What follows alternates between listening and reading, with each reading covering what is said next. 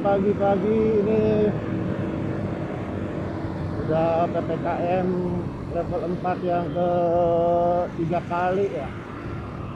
Ini baru kali ini ke kantor. Kali ini ke kantor. Jadi hampir udah lebih dari sebulan ini. Udah ke kantor kayak terus. Ini ada keperluan yang saya harus ke kantor. Assalamualaikum warahmatullahi wabarakatuh. Jumpa lagi dengan saya di sini di channel saya. Jangan lupa untuk subscribe, share, like, and comment ya. Thank you. Ya sekitar jam 8 ini, jam 9 ya. Jam 9 ini ya masih rame lah kalau dibilang untuk hari kerja ya.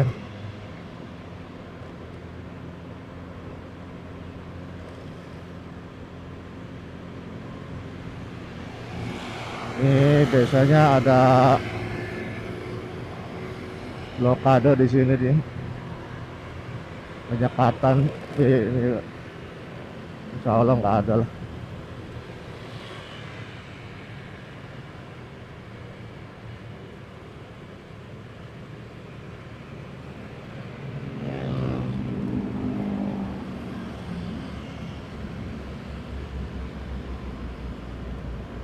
Jadi kalau ini ya saya bawa itu sih ya, STRP ya, sebagai syarat untuk masuk Jakarta.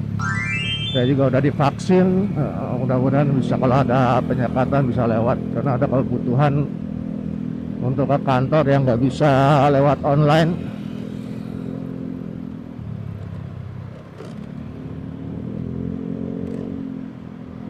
Mungkin ke kantor juga nggak lama, sebentar aja.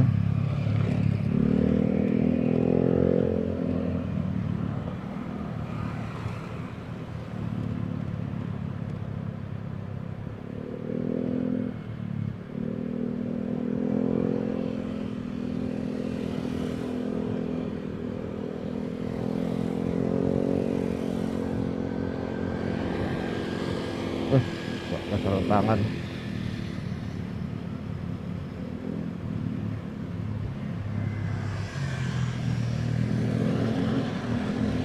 Saya nggak biasa pakai sarung tangan, jadi lupa terus. Padahal udah beli sarung tangan, lihat orang pada pakai sarung tangan baru inget. Kadang nggak biasa, jadi ya akan lupa terus.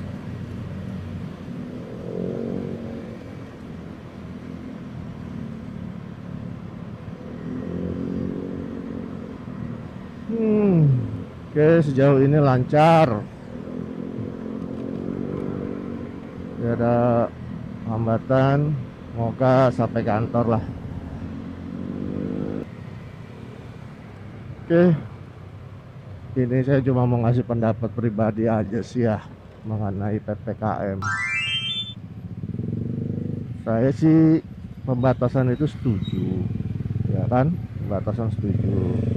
Cuma itu kan pasti ada dampak-dampaknya dengan penyekatan atau pembatasan itu.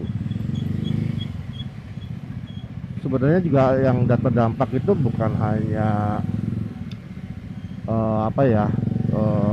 sektor informal ya, tapi sektor formal juga akan berpengaruh. Karena perusahaan juga kan ketar-ketir ya dengan kondisi sekarang. Mereka juga untuk mempertahankan pendapatan segala macam. Jadi menurut saya ya memang yang ada di Undang-Undang nomor 6 ya 2014 kalau nggak salah, mengenai karantina yang sudah disetujui dan ya sebaiknya dijalankan. Dari awal malah kita udah minta itu dijalankan. Mengenai lockdown tidak akan tidak akan menyelesaikan masalah. ya tidak 100% menyelesaikan masalah, tapi memperkecil masalah ya. Tidak akan, ya maksudnya tidak memperparah. Semua juga gitu. Lockdown di negara lain juga tidak menyelesaikan masalah. Jadi bukan masalah menyelesaikannya, tapi memperparah, kita mencegah memperparah gitu ya. Kalau memang menyelesaikan ya pasti virusnya yang harus hilang gitu kan.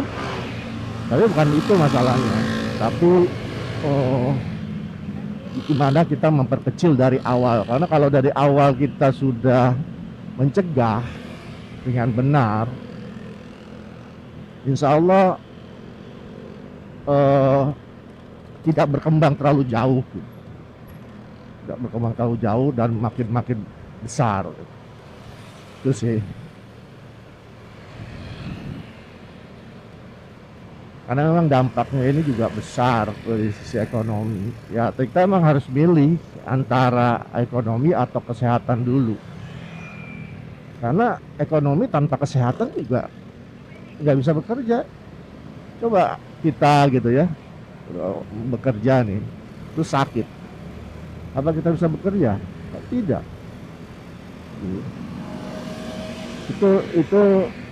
Itu contoh saja ya. Tapi kalau kita sehat, ya insya Allah walaupun keadaan sulit, kita bisa comeback gitu ya, bisa kembali. Tapi kalau keadaan kita sakit, mau bekerja aja sulit, untuk mencari alternatif yang lain, pekerjaan yang lain juga nggak bisa. Gitu.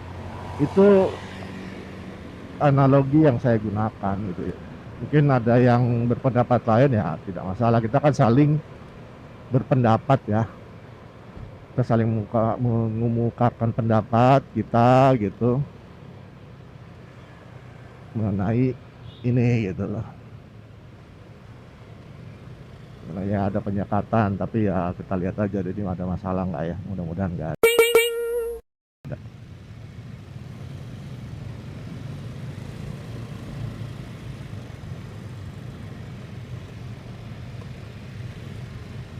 Ini sini emang daerahnya agak macet lah, karena ada penyempitan ya kan, penyempitan jalan.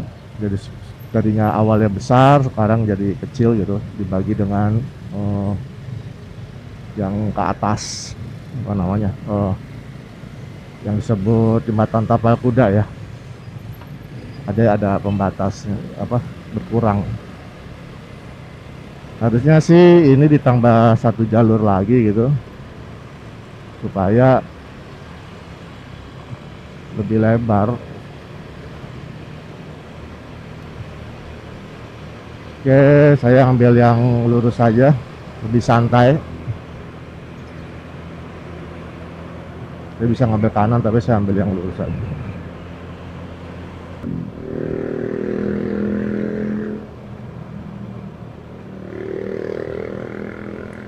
Seingat saya ya, itu ya di sosmed sih, kan memang udah rame ya. Sebelum awal-awal Januari 2020 itu sebenarnya sudah rame gitu ya mengenai corona ini. Dan saya memberikan komentar gitu ya di sosial media, tolong deh ini kita di lockdown gitu, lockdown dengan sesuai peraturan lah ya. Tapi memang ya saat itu tidak terlaksana ya, tidak terlaksana. Saya nggak, pertimbangannya saya nggak tahu pemerintah pertimbangannya seperti apa. Mungkin lebih condong ke ekonomi gitu ya, karena memang lagi gencar-gencarnya. Tapi ya pemikiran saya ya ekonomi penting gitu, tapi ekonomi tanpa kesehatan ya nothing gitu. Sudah Januari waktu itu, saya tanggal berapa saya lupa ya, saya ingatkan tolong di lockdown gitu ya, sesuai aturan yang berlaku sesuai dengan undang-undang lah. Tapi malah pemerintah memberikan komentar-komentar yang saya nggak tahu ya, nyeleneh kah atau hanya joke-joke gitu. Tapi itu sebenarnya bukan ini sebenarnya, jadi gimana ya, sikap pemerintah tuh nggak firm gitu menghadapi ini. Ada yang bicara ngasih kucing ya, macam-macam lah ya. Saya cuma bisa istighfar aja lah.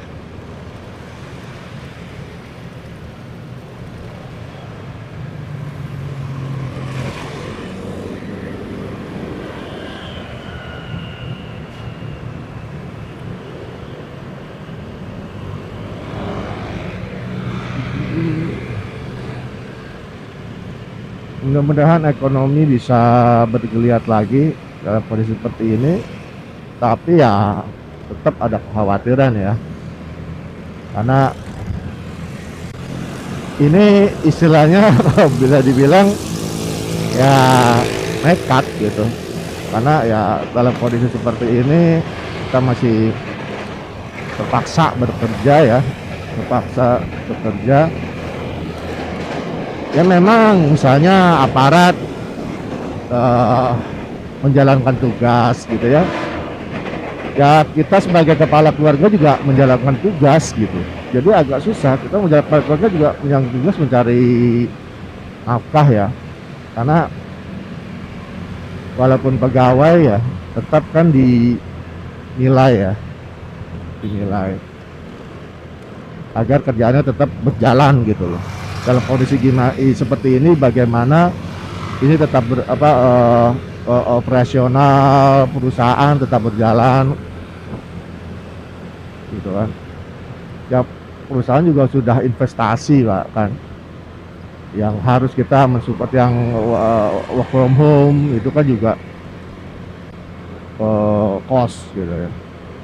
Dalam kondisi seperti ini mungkin yang dikerja-kerja di pabrik juga mereka meningkatkan produksi segala macam, tapi tetap harus menggaji pegawainya.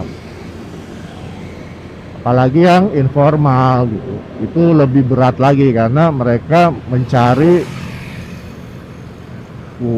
pendapatan itu hari per hari gitu ya. Saya berdagang gitu, berdagang juga di rumah, karena kebenaran kan ada sekolah ya dekat rumah, ya buka warung gitu.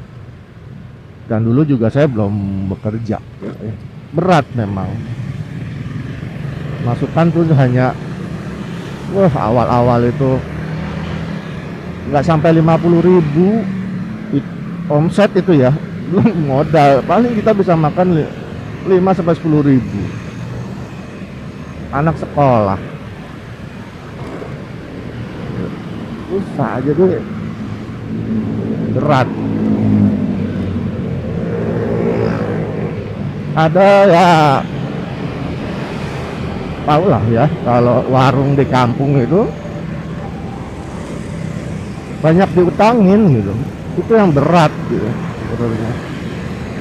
Kita sudah memang kembang kempis, diutangin, barang keluar, duit tidak ada, tidak bisa membeli barang lagi gitu loh. Nah ini yang agak susah gitu.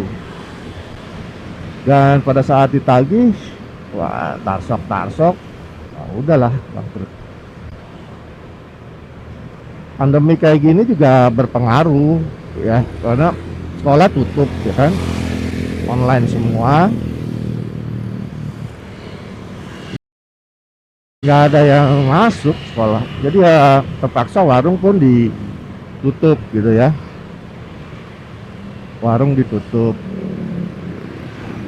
Karena apa? Ya itu yang tadi saya bilang juga, kita buka tidak ada pembeli, ada pembeli tapi ternyata ngutang. Dihitung-hitung, waduh ini kita hanya capek badan lah istilahnya ya, capek badan gitu, tapi masukan tidak ada. Ya sudah, kita tutup aja. Artinya pendapatan kita ini ya berkurang gitu. Jadi bener-bener untuk berkembang ya susah gitu, sulit untuk berkembang. Tapi saya masih bersyukur ya, tetap saya bersyukur bahwa saya masih ada bekerja ya, saya masih bekerja gitu. Jadi itu hanya tambahan, Tapi memang awal-awal ya, kalau saya cerita awal saya nggak bekerja gitu, belum bekerja membuka warung itu belum bekerja dan belum ada warung yang benar-benar ya hanya emperan aja gitu. Itu berat ya. Tapi kalau sekarang alhamdulillah ya Allah ngasih rezeki gitu, saya masih kerja dan itu hanya tambahan. Tapi ya memang dari tambahan itu sebenarnya kita bisa, keluarga saya bisa berkembang sebenarnya. Tapi dengan kondisi seperti ini jujur hanya dari gaji gitu ya, dari gaji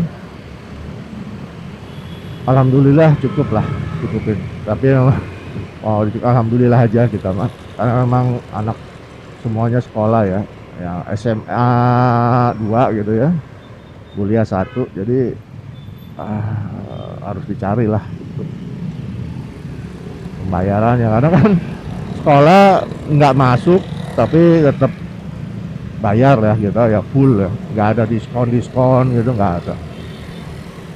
Sedangkan memakai kalau menurut saya kacamata saya nih, kita tidak sekolah maupun kampus kan tidak membayar listrik ya dengan kondisi, sorry, maksudnya berkurang tagihannya gitu ya, karena penggunaannya ya dikoreksi ya kalau saya salah, karena memang itu pendapat saya gitu. Saya nggak tahu nih kalau industri seperti apa gitu, apakah flat gitu. Tapi kan pasti juga ada penggunaan ya, nggak flat seperti itu.